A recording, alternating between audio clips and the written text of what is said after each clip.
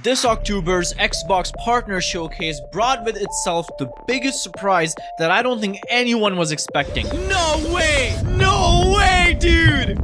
Subnautica 2 is finally here. The official teaser trailer for Subnautica 2 is out, and I have a lot of juicy information regarding the game.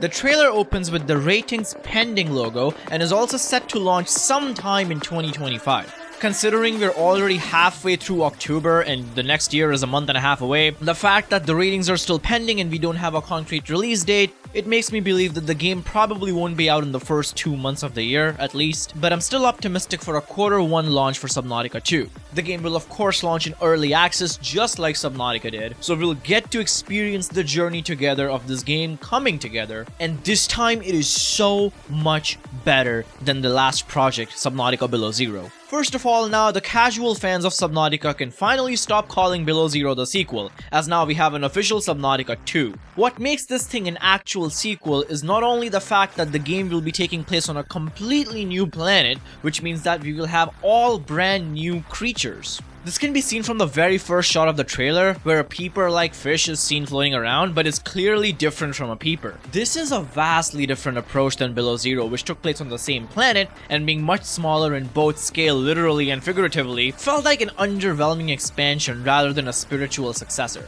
But this time the story is completely different. The game is gorgeous. I have never seen better looking underwater levels than Subnautica, and now they have topped themselves. Nice.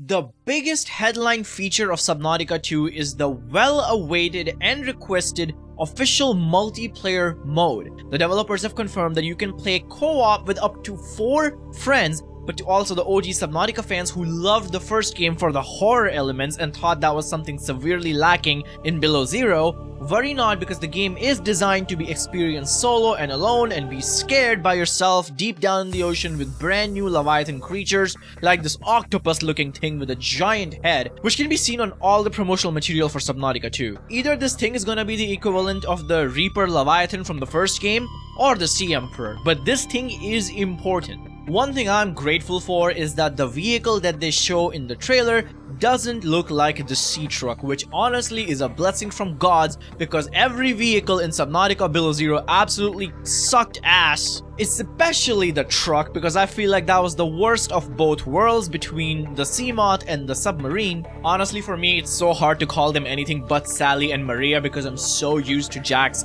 playthrough of Subnautica, which by the way, I'm also so excited for Jack to play Subnautica 2 as well. Frankly, I might be more excited for that than the actual game. But combined with the trailer and some other screenshots, we can see that they not only have a replacement for the Sea Truck, but for the Sea Glide as well. Now, add on top of that, the biggest feature coming to Subnautica 2 other than the multiplayer is the gene system. But basically, the game allows you to scan different kind of creatures and from the looks of it, apply the strengths and abilities of certain fish to yourself, your own character. That's something completely unique and new to Subnautica, and it's going to be super fun experimenting with that feature. The world of Subnautica itself is getting a full overhaul with features like sea currents and more environmental hazards. In Subnautica 1, all we had was the little thermal vents that would fucking burn the player a little bit. Tickle you fancy. Not too scary if you know how to deal with it. Maybe you can count the crash fish as an environmental hazard, but Subnautica 2 seems to be adding a lot more to that segment. Even in the teaser trailer, they showed the currents that can suck the player down deep into the depths, which sounds absolutely terrifying, especially if you have claustrophobia,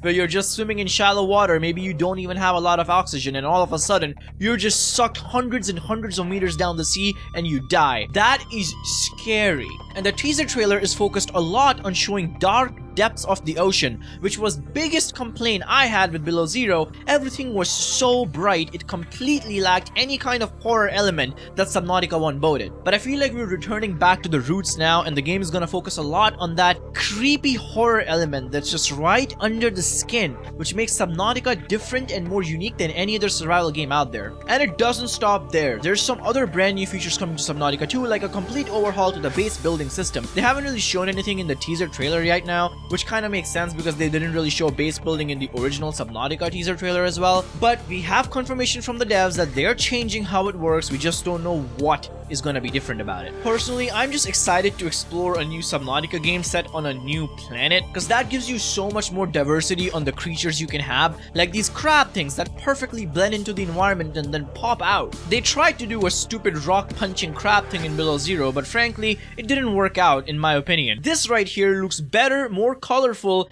and cool than anything in Below Zero, which is my takeaway from this trailer. Not only can the game be colorful and gorgeous, it can also be dark and scary looking. Lastly, I would like to leave off on kind of a bittersweet note. There is so far no confirmation that the early access will be out on the PlayStation. However, it is confirmed to be out on the Xbox, which is more than the original Subnautica, which had a complete pure Steam launch way back in the day when it was in early access. The ancient times of 2015. Anyway, I hope you guys enjoyed this little news/trailer coverage of Subnautica 2. If you'd like more, please subscribe to the channel. Thank you so much for watching, and I'll see you guys soon with a new video. Permakan, signing out.